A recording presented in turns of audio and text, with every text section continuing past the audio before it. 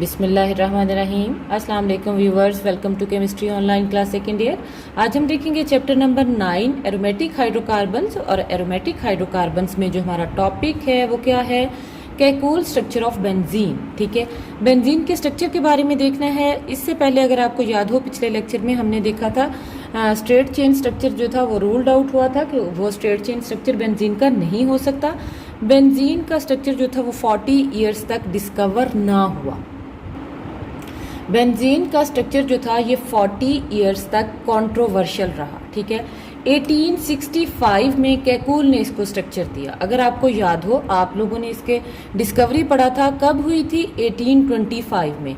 1825 के बाद 40 ईयर्स बाद कैकुल ने बेंजीन को स्ट्रक्चर असाइन किया। ठीक है, वो स्ट्रक्चर क्या असाइन किया? कैकुल ने कहा कि बेंजीन का स्ट्रक्चर क्या है? Cyclic regular hexagonal. ठीक है, ये देखिए मैंने नीचे ड्रॉ किया है साइक्लिक। ठीक है, ये साइक्लिक फॉर्म में है, रेगुलर है और हेक्सागोनल 6 कॉर्नर है, 1 2 3 4 5 6। और हर कार्बन के साथ एक हाइड्रोजन अटैच है। यहाँ पे भी एक हाइड्रोजन है, इधर भी, यहाँ भी, यहाँ पे भी और इधर भी। ठीक, ये 6 के 6 हाइड्रोजन, हर कार्बन के साथ एक एक हाइड्रोजन अटैच है। और इसमें क्या पाया जाता है? 3 अल्टरनेट डबल और सिंगल बॉन्ड। ठीक है, 3 अल्टरनेट डबल और सिंगल बॉन्ड का मतलब क्या? पहले तो देखें, 1 2 3 डबल बॉन्ड है, 1 2 3 सिंगल बॉन्ड है। Double bond single bond, double bond single bond, double bond single bond, double bond और सिंगल बॉन्ड एक के बाद दीगरे आए। मतलब डबल बॉन्ड, फिर सिंगल आए, फिर डबल आए, फिर सिंगल आए, फिर डबल आए, फिर सिंगल आए। ठीक है, ये क्या कहलाते हैं? Alternate double and single bond. ठीक है, अब ये क्या कहा था? कैकुल ने कहा था कि स्ट्रक्चर क्या होगा?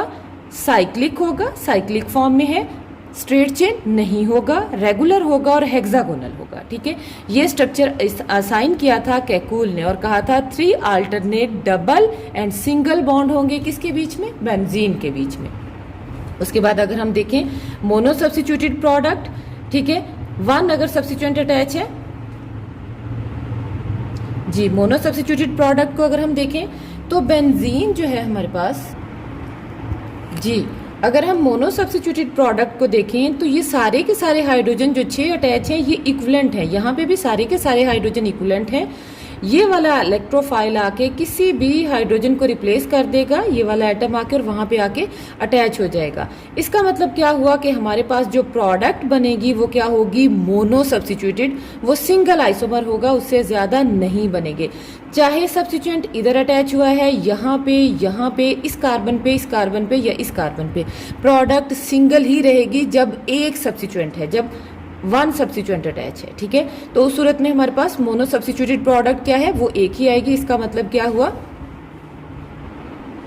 इसका मतलब क्या हुआ कि हमारे पास जो बेंजीन है इसका रेगुलर हेक्सागोनल स्ट्रक्चर है। तमाम एटम जो हैं वो एक ही प्लेन में हैं। ठीक है, और एक दूसरे के इक्विवेलेंट हैं। सारे के सारे हाइड्रोजन एटम जो कि रिप्लेस हो रहे हैं वो क्या हैं?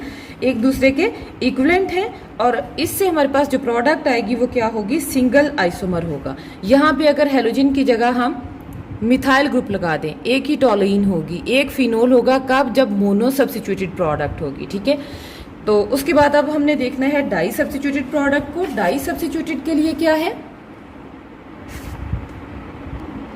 जी? अगर हम डाई सब्स्टिट्यूटेड प्रोडक्ट को देखें, ये पहला आइसोमर है, ये उसके साथ दूसरा आइसोमर आके अटैच होगा। अब ये कहाँ पे होगा? 3 पॉसिबिलिटी है, या तो ये यहाँ पे हो, या इधर जाके अटैच हो, या फिर इधर अटैच हो। अब आपको पता है जब नंबरिंग करेंगे इस कार्बन की 1 और इस कार्बन की 2, 1 और 2 के अगर बीच में है तो ये आइसोमर क्या कहलाएगा? और 2 आइसोमर। ठीक है, अब उसके बाद 1 पे लगा है, 2 पे नहीं लगा, कहाँ पे लगा है? 3। 1 और 3 वाला क्या कहलाता है? मेटा। ठीक, उसके बाद नेक्स्ट अगर नंबरिंग करें, ये 1 पे लगा है, 2 पे नहीं लगा, 3 पे भी नहीं लगा, सेकंड किधर लगा है? 4 पे। और आपको पता है 1 और 4 वाला क्या होता है? पैरा होता है। इसका मतलब क्या हुआ कि जब सेकंड सब्स्टिट्यूएंट आएगा तब 3 आइसोमर बनेंगे। मोनो के केस में कोई आइसोमर नहीं बनेगा। जब सेकंड सब्स्टिट्यूएंट आएगा, अगर वो 2 पोजीशन पे आ रहा है तो और 2 आइसोमर होगा। अगर 2 पे नहीं लग रहा है, वो 3 पोजीशन पे लग रहा है तो मेटा आइसोमर होगा।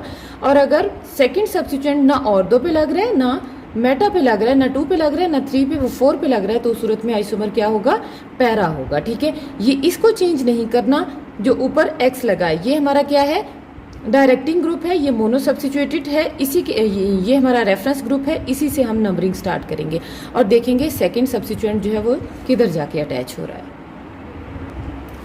जी। उसके बाद अगर हम नेक्स्ट स्ट्रक्चर को देखें तो इसमें क्या है कि बेंजीन कहते हैं, इसके अंदर कितने ट्रिपल बॉन्ड हैं, डबल बॉन्ड कितने हैं, 3 हैं। तो इसका मतलब क्या हुआ, देखिए 1 2 3 मॉलिक्यूल हाइड्रोजन के ये ऐड करेगा। ठीक है, अब वो 3 मॉलिक्यूल कहाँ पे ऐड होंगे, जहां जहां पे डबल बॉन्ड है। अगर हम देखें ये वाला डबल बॉन्ड इन दोनों कार्बन्स के बीच में है, ऐसे ही है ना, और ये डबल बॉन्ड इन दोनों कार्बन्स के बीच में है, ये डबल बॉन्ड इन दोनों कार्बन्स के बीच में है। इसका मतलब क्या हुआ कि हमारे पास जो नेक्स्ट हाइड्रोजन के एटम्स हैं वो कहाँ पे अटैच होंगे जी। अब जरा देखिए हमारे पास हाइड्रोजन के एटम कहाँ पे अटैच होंगे, एक मॉलिक्यूल में कितने एटम है, 2। एक मॉलिक्यूल इधर ऐड होगा, एक इस कार्बन के साथ हाइड्रोजन का एटम और दूसरा एटम इस कार्बन के साथ। ठीक है, इसको क्या बना देंगे, CH2 ये मैंने लिख दिया CH2। अगर हम इस कार्बन की बात करें तो एक मॉलिक्यूल का, हाइड्रोजन का मॉलिक्यूल का एक हाइड्रोजन एटम इधर ऐड होगा और दूसरा हाइड्रोजन एटम इधर ऐड होगा। पहले ये क्या था, CH था, दूसरे हाइड्रोजन ने इसको क्या कर दिया, CH2, और बिल्कुल इसी तरह से इसको भी क्या कर दिया, CH2। ये मैंने दोनों CH2 लिख दिए। ठीक है, बाकी बॉन्ड ऐसे ही रहेंगे। अगर हम इस कार्बन को देखें तो इस कार्बन में भी क्या होगा, एक मॉलिक्यूल हाइड्रोजन का ऐड होगा। वो किस तरह से ऐड होगा, एक इस कार्बन के पास एटम जाएगा हाइड्रोजन और दूसरा इस कार्बन के पास। ठीक है, इसको क्या बना देगा, CH2, और इसको भी क्या बना देगा, CH2। ये हमारे पास बन गया स्ट्रक्चर। अब अगर हम देखें यहाँ पे कोई डबल बॉन्ड नहीं है, प्रोडक्ट के अंदर डबल बॉन्ड खत्म हो गए हैं। ठीक है, इसका मतलब साइक्लिक स्ट्रक्चर है लेकिन डबल बॉन्ड नहीं है। ये किस में कन्वर्ट हो गया है, साइक्लोअल्केन के अंदर कन्वर्ट हो गया। अब इसका नाम क्या होगा, साइक्लोहेक्सेन।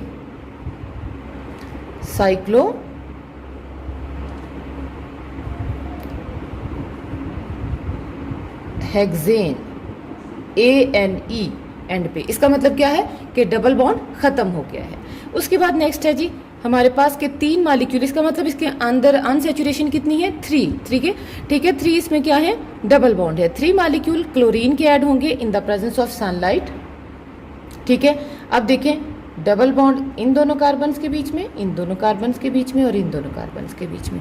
अब होगा क्या, वही जो हाइड्रोजन के साथ हुआ था, एक मॉलिक्यूल क्लोरीन का एक एटम यहाँ पे अटैच होगा, दूसरा एटम इस कार्बन के साथ अटैच होगा, और बॉन्ड कौन सा खत्म होगा, पाई बॉन्ड। जो अंदर पाई बॉन्ड है ये खत्म हो जाएगा। ये देखिए इसके बीच में कोई पाई बॉन्ड नहीं है, क्या है, HCl, H और Cl। ठीक है, दोनों कार्बन का, इस कार्बन का भी और इस कार्बन का भी H भी है, और साथ में जो Cl एक एक अटैच हुआ है वो भी लिखा है। इसी तरह से अगर हम इसको देखें तो यहाँ पे भी क्लोरीन का एक एक एटम जाके अटैच होगा दोनों कार्बन के साथ। इसको क्या बना देंगे, HCl, और ये भी खत्म हो जाएगा यहाँ से डबल बॉन्ड। अगर इसको देखें यहाँ का भी डबल बॉन्ड खत्म हो गया, क्या बन गया, HCl, मतलब यहाँ पे भी हाइड्रोजन आके, क्लोरीन आके इस कार्बन के साथ भी और इस कार्बन के साथ भी अटैच हुआ। अब टोटल अगर क्लोरीन देखें 1 2 3 4 5 6, जितनी कार्बन थी उतनी ही क्लोरीन थे। टोटल क्लोरीन कितने हैं, 6 हैं। इसका मतलब क्या हुआ, इसका नाम क्या होगा, 6 क्लोरीन है तो हेक्सा क्लोरो। अब डबल बॉन्ड खत्म हो गए हैं, किसमें कन्वर्ट हो जाएगा, साइक्लोहेक्सेन के अंदर। नाम क्या आएगा, हेक्सा क्लोरो। 6 क्लोरीन है ना, 6 कार्बन है, 6 क्लोरीन है, हेक्सा क्लोरो। साइक्लोहेक्सेन है क्योंकि ये अल्केन बन गया है, डबल बॉन्ड खत्म हो गए हैं, साइक्लोहेक्सेन जी। ये हमारे पास ये प्रोडक्ट बन गई है।